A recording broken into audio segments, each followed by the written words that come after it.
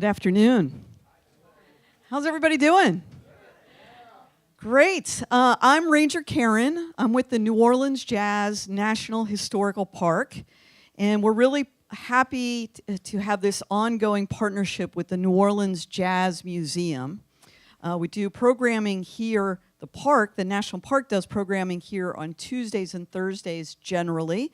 And then we also do programming at our National Park Service Visitor Center down the street at 419 Decatur Street. So if you haven't been down to our visitor center, I hope you will come by. We actually do programming 5 days a week. We're open Tuesday through Saturday. And we have programs in the back, schedules of our upcoming activities. So if you're interested, you can talk to me, talk to our volunteer, Karen, or pick up one of our schedules. So I hope that I'll see many of you again. But today we have a great program, also a long-time partnership with award-winning radio producer and interviewer Fred Kasten. So today's Talkin' Jazz, Fred is going to be interviewing Sam Taylor on saxophone and Oscar Rossignoli on piano. And we're going to do an interview followed by a performance. So I hope that you enjoy this afternoon, and I hope that we'll see you again. With that, I'll turn it over to Fred. Thank you. And thank you very much, Karen. Thank you all for being here with us this afternoon. Ladies and gentlemen, I'd like to note for the record, in defiance of New Orleans tradition, we have once again started this program on time.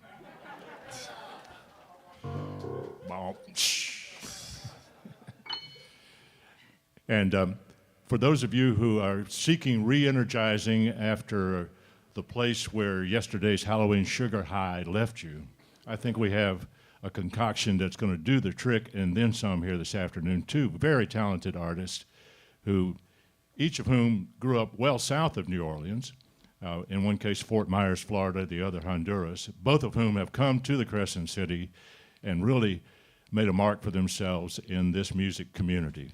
So we're going to let them play for a minute here. It's going to be an alternating talk and music kind of a program this afternoon. We'll get a little talk going here, but we're going to catch a couple of tunes first from our saxophonist, Mr. Sam Taylor, and our pianist, Mr. Oscar Rossignoli.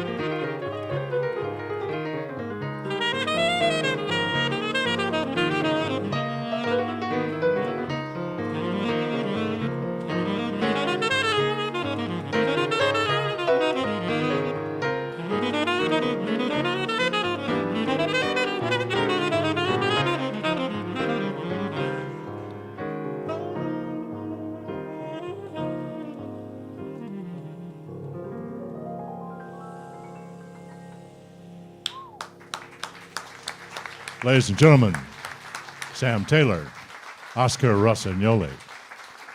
Whose tune is that? What's the name of that, Sam? That tune is called B Train. Get on that mic Yeah, and sorry. sit down for a minute. Yeah, We'll yeah. talk for a second here. Put that horn Stay a down. while. Stick around. We like what you're doing. So that song, I guess, was either the first song I wrote, or somewhere around that.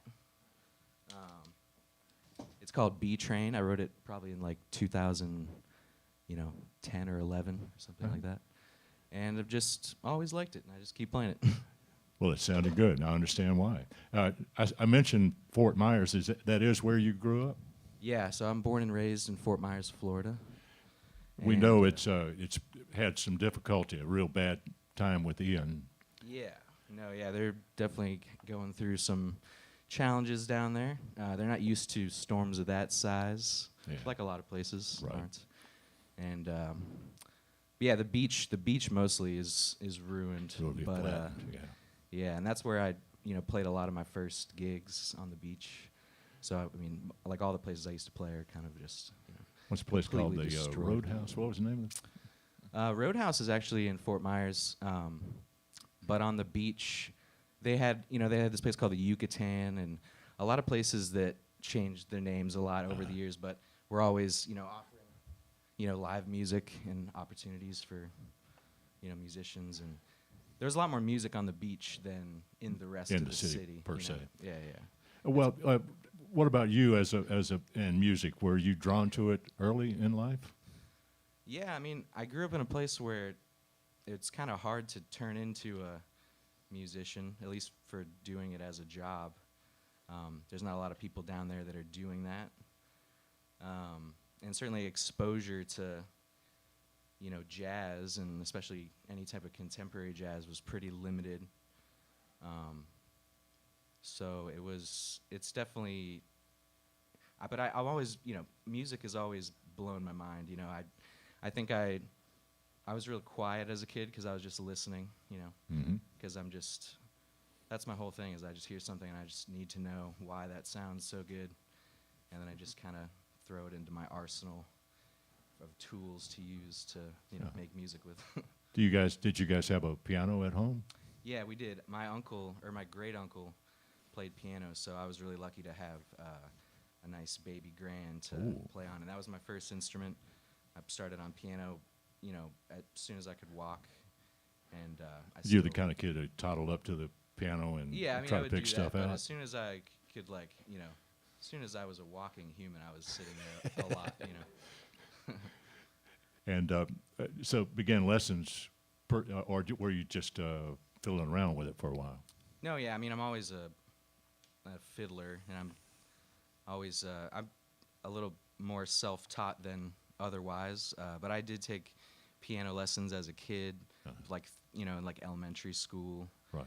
and then in middle school I switched over to I started on trombone for band, and my parents wanted me to play something really small that I could just fit into my backpack, and so I was like, you kind of like, you're like first in line. You just sign up for the instrument that you want, and so I would just pick the smallest one, or by the case, which was oboe. And then, Ooh, yeah, I that don't might know- have been I don't sorry know about what that decision. I don't know what I'm thinking most of the time. But that didn't work out. They ran out of oboe spots, and like, you don't have a choice. The only one is trombone, and that's what you're doing. And I did that for a while, and I actually liked it. But my brother, Great ear training, I think, playing trombone. yeah, well, yeah, you kind of, you're just kind of constantly trying to find the right Right. pitch. But my little brother played saxophone, and so he was the one that taught me how to play. So he started showing you.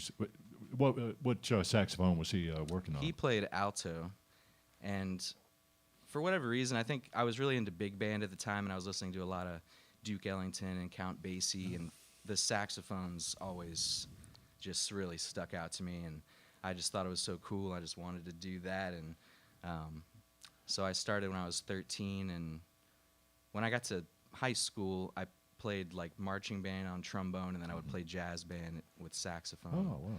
And then, Were you playing alto also, having learned some of that from your brother? yeah, I was playing alto until I got a tenor. And I think my parents just wanted us to have a different one, you know. Oh, right. Because Right. I kind of, you know, I liked the alto at the time. I didn't really think about it. I didn't think about which saxophone. So I much for wanted. that case in the backpack now, man. Yeah. So, yeah. Well, the trombone was, Yeah, that was trombone. out the window. With Yeah, that. I still got my left arm's longer than my right from carrying a trombone Oh for so yeah, many years. I bet. Yeah, rotator cuff issues. Yeah. But yeah, no, that's what I did for high school, and I also picked up trumpet in high school. I didn't like the. I just remember being disappointed in the trumpet section, and I was like, I'm gonna learn trumpet and play better than all of you. Going to show these guys how to play. And Well, so- is that how you came into contact with Dan Miller? Yeah, well, actually, that was before that. My little brother was taking lessons with Dan much before I started, and yeah, he was like one of the few people down there that was any type of link to that world. I Right. mean, you know, this is before social media. Now it's easy to kind of like see the world that you want to see, or you know, like think. I had no idea that people were still playing, you know, jazz, especially Right. for a living. I had no idea that people were. I just thought it was an old music. It was done. You know, there was nothing, and I still liked it. But when I started to hear, you know, like this song was written in the '90s, I'm like, really? What? And I was like, this is great. Why isn't, you know, why don't more people listen to this? I don't know. That's kind of my whole thing. So he was a great trumpet player and educator, Yeah. and someone who had played with, you name them. Yeah, he played with everybody, and he was kind of like one of those '80s road dogs with like that last breath of the big band era, you know. So he played with Woody Herman and Maynard Ferguson, and he played in Wynton's. Wynton had a big band, I think, in like the mid '80s, Yeah. late '80s, and he played in that. He also did the Harry Connick big bands. He stayed with Harry for yeah, over a decade, I for a think. while. Yeah. Yeah, and I just ran into him. He came here a couple months ago, or a few months ago, whenever that was, and I just bumped into him at Parkway, Oh, getting yeah. a po' boy. Ah, yes. And, Where good minds always meet, right? And I didn't know it was the last time I would see him. Yeah, So it's man. kinda- He passed in August, I think. yeah, he passed a couple days after I saw him. Oh, wow. At early age, too, what, 54 or something Yeah, I think like that? 52 or 53 or something Yeah. like that. Yeah. But so did you get lessons then with him? Yeah, I started to, and it was Was that really- on trumpet or? No, were this you- was on saxophone. This was on sax, okay. And I was really intimidated just because, you know, improvisation and the concept of me being responsible for playing what I'm going to play just seemed so daunting. And my brother was so good at it, I never felt like I could, you know, get on his level. And but he, you know, he showed me a lot of stuff, and I definitely wish that I would have taken a lot more lessons with Dan. But you know, I did it for maybe a year or two. Well, he teaches improv, I think, or taught Yeah, improv. that's his main thing. So he studied with Barry Harris in New York. All who- right. Great composer and Yeah, pianist. and those of you who don't know, Barry Harris played with like Charlie Parker and a lot of the bebop greats, and still gives. I think he still does. Do you know, Oscar?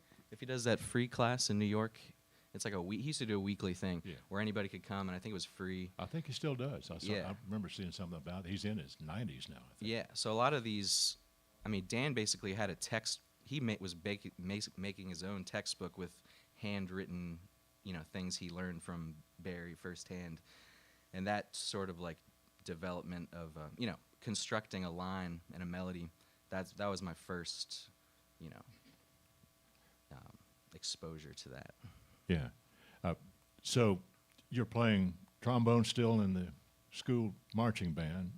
at Yeah, that I point? did that for I think 2 years. So Yeah. my last 2 years, I was just saxophone. Just and sax. I did. I got all state my senior year. Actually, my senior year, I made all state on saxophone, but I made all county on trombone, saxophone, and trumpet. And then they didn't let me choose, so I played trumpet on that one. I think that was the last time I played trumpet.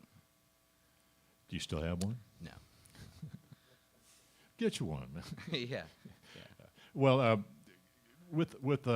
wanted to back up a little bit, and Sam, and ask back when you're first, you know, your late as you're becoming a teenager and starting to play saxophone, what kind of music were you listening to? All kinds of things, or what was there a particular thing that interested you at that point?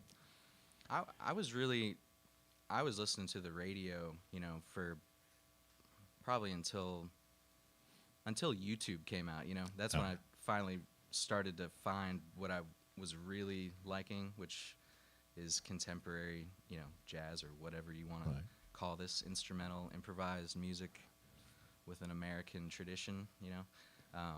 But my teens was just, you know, a lot of hip hop, a lot of rock. I mean, it's like whatever they were feeding. Whatever was on the air in the whatever I was told in the was Fort good. Myers Yeah. top pop station. Yeah, I went to. Yeah, I would like go to like. I think I was listening to I would listen to like heavy metal. I was listening to Mudvayne. Listen to Limp Bizkit. I listened to a lot of rap.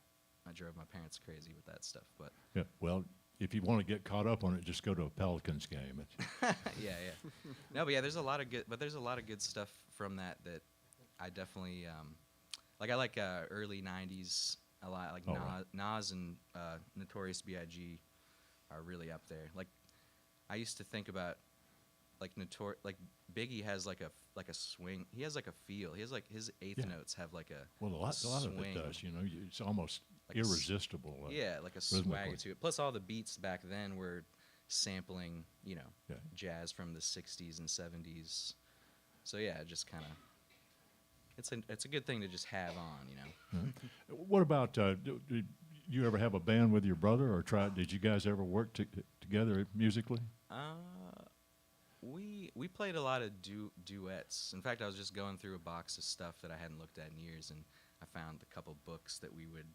It was an alto book, so I learned how to play. I learned how to read music with alto music on the tenor, which is a B flat instrument on the E just flat. Nonsensical. And then I had to relearn how to read it the right way. But so I could play with him. You know, I played tenor and he played alto, and yeah, I mean, we did a lot of that stuff. I wasn't really gigging until I played a few gigs in high school, but it wasn't anything. You know, like in college, I started playing a lot more, but nothing compared to obviously now. I'm just playing all the time.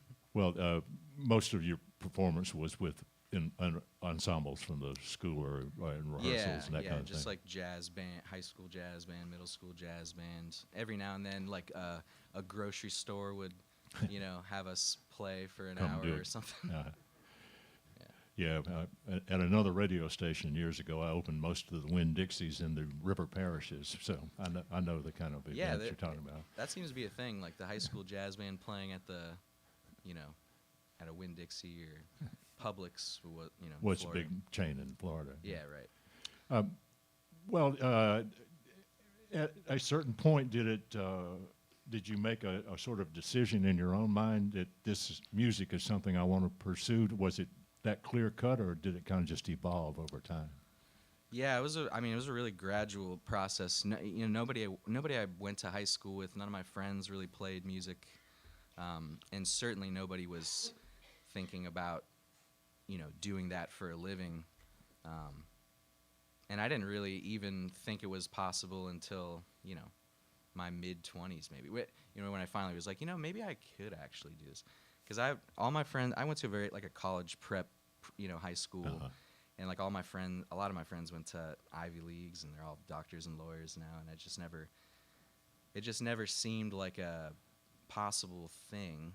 So I just kind of always told myself that that's not something I can do. I need to figure something out. But I never could find anything else, and meanwhile, this is all I think about, like a completely insane person. So. It would make it a lot easier if I could do it for a job, you know. Right. Well, you did go to Florida State to study music, and we'll talk about that in our next talk segment. Cool. Right now, I think it's time to hear some more music. What do you guys got for us? Let's do Sidelines. All right, ladies and gentlemen, once again, Sam Taylor, Oscar Rossignoli, Sidelines. Yeah, I wrote this. This is the last one, the last tune that I wrote. I wrote it, I don't know, 4 or 5 months ago. And it's about I went back to school. So, like, I went back to school at the beginning of 22 and finished in July. And this is like the one song I wrote while I was over there. All right. It's a graduation tune, ladies and gentlemen.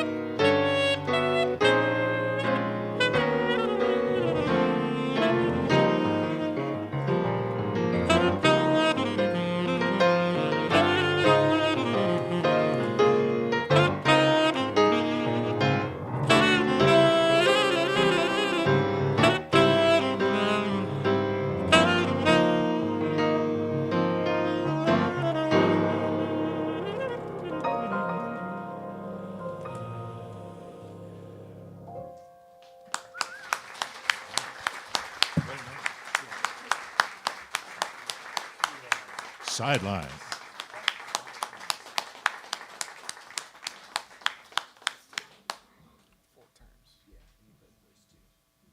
What's this next tune, folks? So this next one is one I wrote, I don't know, maybe three years ago or so. This one's called Options. Options, ladies and gentlemen. Contact your broker.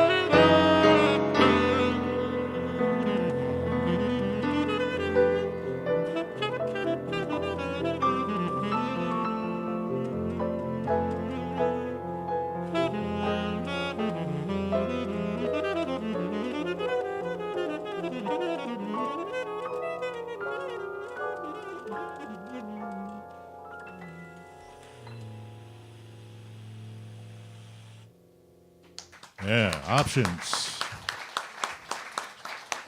The work of Sam Taylor as composer and Sam Taylor on tenor and Oscar Rossignoli on piano, ladies and gentlemen.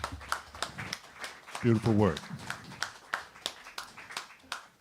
Oscar, Sam's talking about not making that firm decision to pursue music as a career or seeing options that way for some time. Reminded me of what you told me about getting turned on to jazz, wanting to come to the U.S. to study, going to Berkeley to explore a scholarship. They offered you a small one. Yeah. It wouldn't cover your expenses, so... Not in Boston, anyway. You went back to Nicaragua and, in Boston, of all places. And we're going to college, you're going to get a degree at whatever, and you're sitting in class, and all you can think about is arrangements and chord changes and melody lines. You finally say, okay, Yeah, I was... I'm going to surrender to this. Because I started studying music and being involved with music and having classmates doing music since first grade. You know, we have public conservatory, so to speak, in Honduras for kids for music. So I grew up in that environment, first grade all the way through sixth grade. So that was pretty much I was in my element already. And I always wanted to come to the United States to study because I had friends that had siblings that were musicians. Like, oh yeah, he's in Kansas City Orchestra. I don't know, studying whatever. And I said, oh man, that's cool. I want to do that. So when it was time for me to try and do that, because of a lot of people that I admired, I knew they went to Berklee College of Music. So, oh, maybe let me try there. So I did. Took a plane for the first time in my life at 19. I was 19 years old. Boston. I had no English whatsoever. I requested somebody to do the interview in Spanish because I could order coffee maybe, and that was it.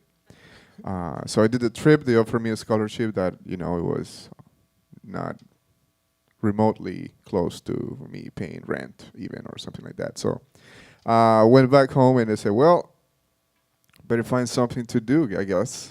It's too expensive to do this music thing outside. So I tried to go to school and I tried marketing for a year. And then I tried systems, computer engineering, because I was good with computers. And yeah, that was fine. I was a good student, was getting good grades, but I started missing school because I had a late gig the night before, or I was trying to figure out chords of a song in the middle of a class. So I said, you know what, I have to do this 100%. I can't be doing weddings on Saturdays. That doesn't work for me. Like I have to be crazy and just do it. So I started searching for places, and that took me to LSU, where I had a couple of friends from school back home. They were studying music there. So I think I had to feel the need of doing this 100% for me to then dive in with a direction, if that makes sense. Well, you had pretty good impetus at that point. I mean, you came without much English and to a place you'd never been before. Yes. And but you thrived in that environment. Yeah, we're getting there. Yeah. One day at a time. Yeah. And you began to come to New Orleans some then.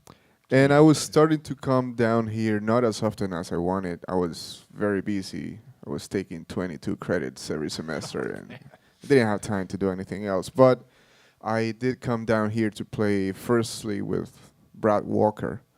We had a once a month at Maison and Frenchman. So that was my one New Orleans gig a month. Yeah. And he was at LSU. Brad Yes. Also. Yes. So there's a bit of a Baton Rouge connection to some of the folks you still work with here. Yeah. And for Sam, there's a deep Tallahassee connection, and a lot of Tallahassee folks have migrated to New Orleans out of that jazz studies program there, probably on account of Lynn Too many. Anderson. No, I'm kidding. Marcus I'm Roberts. Yeah. I'm A lot kidding. of, A few a lot of a few great other players things. have come from that school. Yeah. So you went right out of high school to FSU? Yeah, so I moved to Tallahassee right after high school, and I was going to school there. I was actually a engineering major first, and that did not last long. And then I did business, for like... Oh, we could have been partners, bro. And I'm just like failing all my classes, just playing saxophone. So you sold your slide rule and... No, so I was playing in the third band. They had 3 big bands at FSU, and I got... they said they didn't have any saxophone spots, but they have a 4th trumpet book that you can do. So I did that for a semester, and then the next semester, the first tenor didn't show up, and they didn't know what happened. I guess he just dropped out, didn't tell anybody. And I said, well, I actually play saxophone a lot better than trumpet. And they're like, no, you don't. And then I played that, and then they admitted me into the program, no audition, and I did that for a little while and didn't finish, but I just finished 10 years later. Yeah. So a bit of a space in between. I always say it's a mistake to cram a undergraduate degree into anything less than 6 years. Yeah. Especially if you're not ready to go to, to do that. Right. So, in that interim, how did you support yourself? What did you do? Where did you go? I was working at a pizza place for a long time, and ended up being like the general manager of it, and that I hated that so much. You couldn't pay me enough to. I mean, it's just working a lot of hours. The place closed at like 3 a.m. and so you didn't get out of there till about like 5:30. Right. And some days I'd have to come and open at like 10 a.m. after closing. Yeah. I don't know. I tried a bunch of stuff, but I worked at a call center for a second that at first I thought it was like a public opinion polling firm, but then I soon realized that it was just like a right-wing super PAC trying to persuade very influential And were you on the phone people. reading a script? Oh yeah. And Did you that's the only convert job anybody? That's the only job I actually walked out on in the middle of the shift because I just You'd had literally- enough of that. I just huh? couldn't do it anymore. Good, thank you. Where was that, in Fort Myers? Or? That was in Tallahassee. That was in Tallahassee. Yeah, and it's crazy. There's literally thousands of these in the country. In the country. Yeah. And they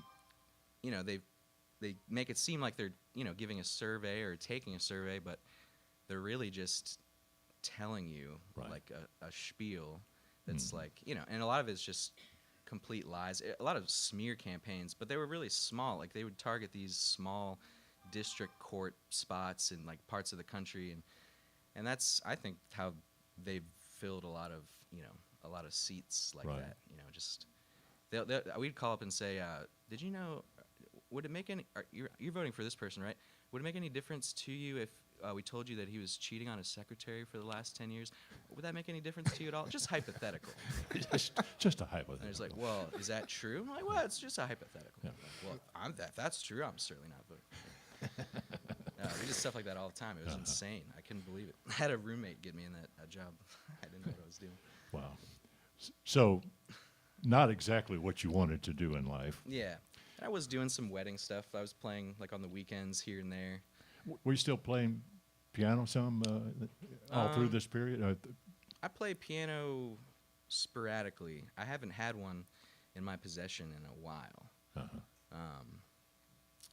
I had a roommate with a piano, and then he during COVID, when everyone was selling all their belongings All their stuff. to pay their bills, Yeah. he got rid of that. But yeah, and I don't have one now. It's definitely on my list of On your things list, to buy yeah. if I ever get a spare Yeah. couple hundred. Well, how did you get back into music? What happened? Man, I don't know. I just hit a point where I just couldn't do what I was doing anymore over there. Just a lot of mental instability. That's kind of how I, left school. And I had a friend here that was living here, and he had a room opening up, and it was real cheap because it was like Section 8, so it was like $200. And I was just, he's like, you got to get here by March though. So I gave like a month notice to my pizza place, and then I just came over here with nothing. And I didn't even have a saxophone for like a year there, like when I was in Tallahassee. In Tallahassee. I just kind of like, I sold it like, I don't know, I don't know how old I was. But I moved over here when I was 27. And I worked at a pizza place. I worked at Theo's for probably like, I don't know, a year or two. Well, you've got a lifetime skill, brother. Yeah. And I made more being a cook at Theo's than I was making as like general manager. General manager. At the place in Florida. Tallahassee. And then I just tried to, it took me about 2 years to get enough gigs to like survive, and now it's still like week to week, and the inflation definitely didn't help Right. on that, but But you have stayed here since you made that move. Yeah, I've been here ever since. I started going back to school online. Went to school and finished. And then I had to go there in person to finish. So I was there from January to end of July, and I drove over here every single weekend, played as many gigs as I could cram in a week, and then drive over there. Sometimes twice a week I would drive over here. But I'm really glad I don't do that anymore. Yeah, and I graduated in July and moved back here in August. And, yeah, trying to get back on the horse. Yeah. Well, how's it been so far? You feeling better about things now, about the prospects? Yeah, I mean, it's still not quite what it was before COVID. I'm kind of a sub guy, you know, like people call me. I do like the majority of my things are like last minute fill-ins, you know. Right. Brad Walker, Ricardo Pascal, Chris Royal. I'm just like, you know, picking up the scraps, you know. But so I don't really know like when I'm playing, where I'm playing, but it kind of all I can tell by the amount of sub work I'm doing that there just isn't as many opportunities as there, you know, once was. But we'll see how that does this carnival season. Yeah. But October was pretty good. I can't complain. Well, we're into the social season now through Jazz Fest, so Yeah. you know, there'll be more things happening. And I've had a chance to catch you at Bacchanal with a trio there. It was a lot of fun. Joe Ashlar on organ, always a treat. Yeah, that was a good one. I'm trying to get him on some more of those. But And then as a member of the Wayne Moreau Quartet. yeah, that's kind of a new thing that we're doing. That's three pretty young guys. I don't know what Wayne's age is. Yeah, I don't know either. But Chris, Chris is like 20, maybe what is Chris, 24, something like that? Something like that, yes. And Stephen Menold, he just moved here from Canada. Yeah, I was impressed with his I playing. don't know how also. old he is, but I think he knows Wayne from Loyola. And then I got Chris on that because he needed a piano player. And both of you guys are now in that band. Matt Booth, the bassist and composer, who Oscar's in two bands with. Yeah. A member of the great trio Extended, but Matt Booth's quintet, I guess we'll call it for now, Yes. with you two plus Matt and Peter Varnado and Steve Lance. and Steve Lance. Yeah. Yeah, that's a great band, great unit. We're playing tonight, by the way. Yeah, By the way, ladies and Tonight at gentlemen, if you'd Saturn like Bar. to hear this quintet, they are at the Saturn Bar, yeah, we'll go on at about 10. a legendary New Orleans nightclub down on St. Cloud Avenue in the 3000 block. I can't remember the exact. Yeah. Brad Walker is doing a solo set before us, so should be That starts about 9 That's at o'clock. His 9. set. starts at And you 9. guys will be on 10, 10. 30-ish Yes. New Orleans time. You know what it Yeah, is.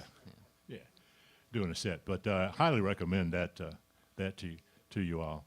If you have a chance to get out there this evening, it's a legendary bistro. We're upgrading it to a bistro. Ladies and gentlemen. Well, Oscar, you've been in town, what, about 10 years now in New Orleans? It's been 8 years. 8 years. Yeah, I think so. Yeah. Yeah, it's been But 8 years. you've really connected deeply with this community in your time here, and you're working with all kind of folks now. Yeah, I cannot complain, man. It's been New Orleans it's been great to me. Yeah, you had your trio at Snug Harbor Yeah. Sunday night. Sunday night, that was a lot of fun. Trio with Peter Varnado again. Peter Varnado, who I'm playing with tonight, but it's Peter Varnado and Martin Masakowski on bass. Oh yeah. We started playing on this hotel gig, backing up Robin Barnes. Oh yeah. So we would, she would give us some instrumentals to do once in a while. And then we're like, man, we sound good. We should get together and practice. That was 6 or 7 years ago. So I was like, yeah, man, we should. We never did. So, no, recently we're like, you know what? Let's do it. It has to take, we have to book a gig so we have an excuse to work. So, we're getting some new stuff that I'm writing together. And, it's a fun group. And you've had your solo CD out, Inertia, last year, and this year Extended. I think it was recorded earlier, but released. Yeah, we released our third album this year, Without Notice. It was with notice, but But the it's name of the titled album is Notice, Without Notice, yes. and it's features music of all three of the members Original of the trio. music, yes. by Brad Webb, Brad Matt Webb, Booth, and you. Matt Booth, yes. Now we've been listening to Sam's compositions Yes. tonight and this afternoon. Sam, are you? You mentioned that was the last tune you wrote, but have you? Do you try to create some time to work on your music as a writer? I'm trying to more. It's I have a hard time writing.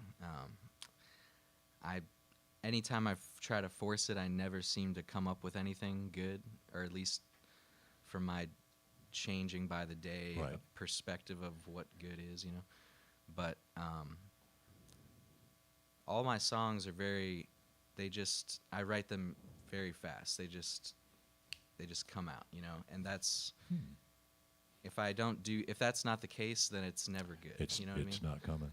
And so, but I've been experimenting because I haven't had a piano in a while, and so I've been trying to write stuff, you know, with just in my head with no point of reference. So that Sidelined was one of those that I did, and I kind of like that.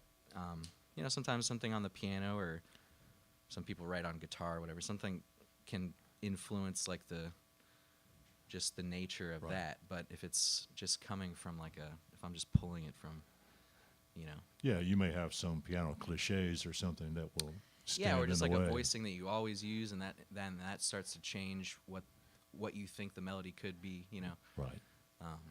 So So it opens up a Yeah. lot more options to right, yeah. coin a phrase. But yeah, I'm trying to write a lot more. It's just hard. But I think the best way to do it is probably setting aside a certain amount of the people that I know that are good at writing. I play with Quinn Sternberg a lot, who is very prolific with the amount of, you know, writing he does. And it seems like he just writes, and, you know, if it's not good, he doesn't use it, and if it is, he Right. does. And he has, you know, a ton of stuff that probably more stuff than he won't use, Yeah. but he always seems to come up with new stuff in a very timely. Yes, I think that's one of the toughest lessons to learn is you can't wait to write a Love Supreme. You know, you just got to go ahead and write something Yeah, and, you just see kinda- what happens. Yeah, And- just let it out, you know. Yeah, and well, how does it come to you when it does come and it's quick? Is it like a melody or a harmonic structure? What do you tend to get? Sometimes it could a catalyst could be a melodic idea. It could be a rhythmic thing. It could be a harmonic thing. I think a lot of my earlier stuff, I'm kind of a harmony nerd, and I like different. There's so many different sounds. I mean, there's only 12 tones, which doesn't sound like that many, but there's so much beautiful symmetry with the intervals, and there's so many options, you know, Right.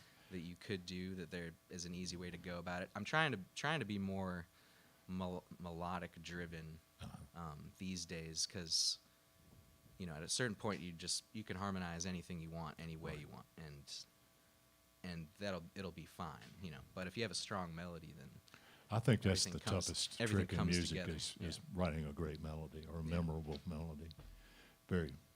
It's relatively rare, yeah, but worth pursuing. yeah. Well, speaking of pursuing, let's hear some more music. Yeah. What you got for us, guys? Let's play. It's me you're talking to. Do you have it on? Oh, That's fine. I don't think I have it. Okay. We're gonna play a tune by Billy Strayhorn that Duke Ellington used to play, Isfahan.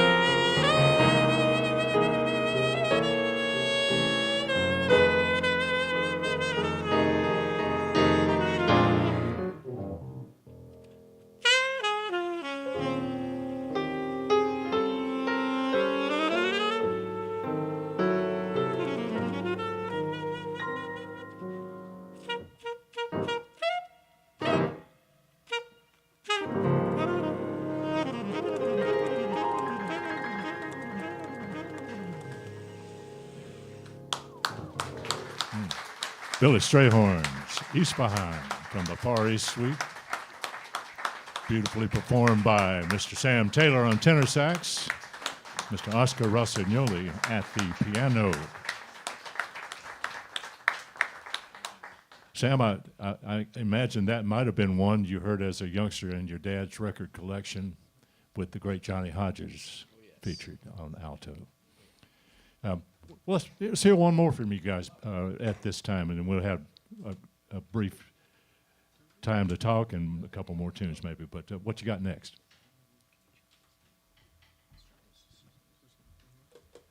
This is a song I wrote actually for my mom.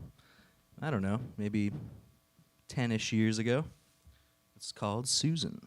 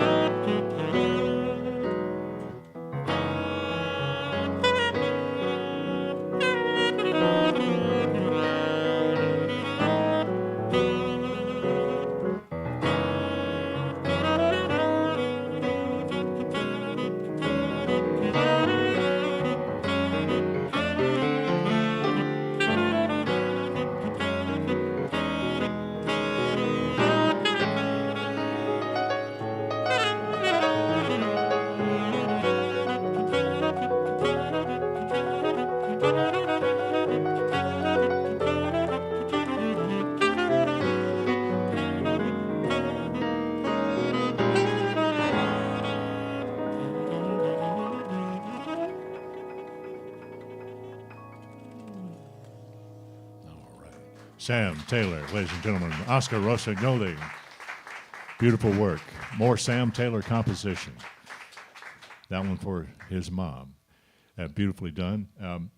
Oscar, what's on the horizon for extended? What have you guys been up to? Anything of late?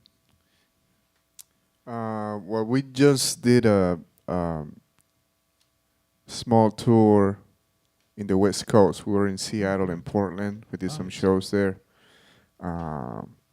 And we're taking a break right now. There's not much. I think we're all sidemen, and the season is starting to just get busier. So it's harder for us to take some time to do the trio stuff. But we're working on some more traveling for next year. Always in mind having a European tour. That's kind of the goal. So we're gonna thinking of steps that we have to do to make that happen. We're also already thinking about the next album. We have a good amount of new tunes that we can probably start going to record. Good. Yeah. So that's going to keep on happening, and just watch out. We might see you across the pond next summer. Yes. Yeah. Meanwhile, Sam, are you feeling good about this music thing now here in New Orleans? Oh, or I can get you a gig at a Pizza Hut. No, yeah. I mean, if money weren't a thing, I'm having a great time. Great, yeah. I'm loving If only the dinero. I always remember the great line of Mr. It's mostly not for me. It's just the banker in Beverly Hillbillies, Mr. Drysdale. Vaya con dinero. That was his motto. Yeah. But no, I mean, I don't know. It's day to day, and I'm considering going to graduate school potentially, but at UNO or elsewhere. maybe. I might apply to a couple other places, but I'm still trying to figure that out. I mean, I like what I'm doing, and there's a lot of people here that I'd love to play with, and so I'm not really trying to leave anytime soon. But well, it seems like I'm seeing you more certainly in the last month or so. You started to get more opportunities to play, and everybody you play with is all that I've caught is A1. Yeah, no, I'm getting to play with some good people, and I met Roland Guerin a couple of months ago, and on a plane going to a gig, and I never met him before, and I'm playing with him now, and that's great. A wonderful band. Oh yeah, and that's a lot of fun. He writes. I've never heard anything like that, the stuff he writes. But we're recording supposedly this winter, and that was my first Snug Harbor gig back in early October. Yeah. Right. Yeah. It will not be the last. Yeah, sir. Let's hope not. Yeah. I'm certain of that. Well, it's been great talking to both of you guys today. We give you a chance to learn a little more about Sam because he's been with us in New Orleans a few years less than Oscar, who's had a chance to be on this stage a couple of times, or in this space with me at least once before. But I want you guys to leave us with some music here for our final segment. Okay, cool. We've got 10 minutes, and we can fill it up as you will.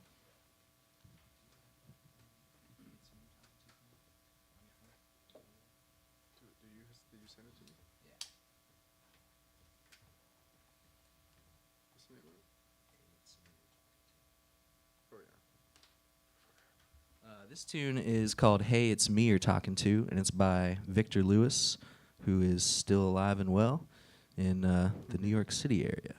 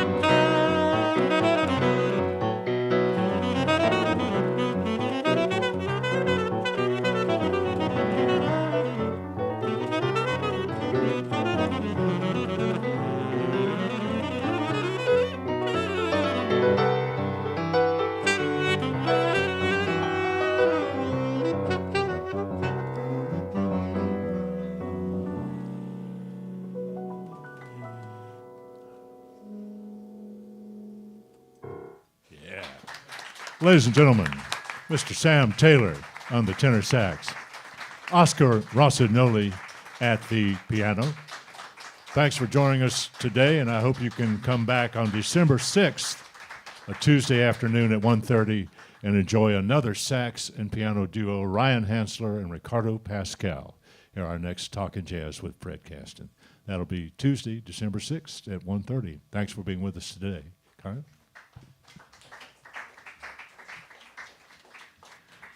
Thank you, everyone, for coming out this afternoon on behalf of the New Orleans Jazz National Historical Park and the New Orleans Jazz Museum. Hope we see you again. The New Orleans Jazz National Historical Park will be sponsoring Piano Hour here on Thursday at 2 o'clock. Plus, we have programming down at our Visitor Center at 419 Decatur Street. We've got our calendars in the back. Thank you again to Fred Kasten, Sam Taylor, Oscar Rossignoli, and all of you. Thanks, everybody. Have a great afternoon.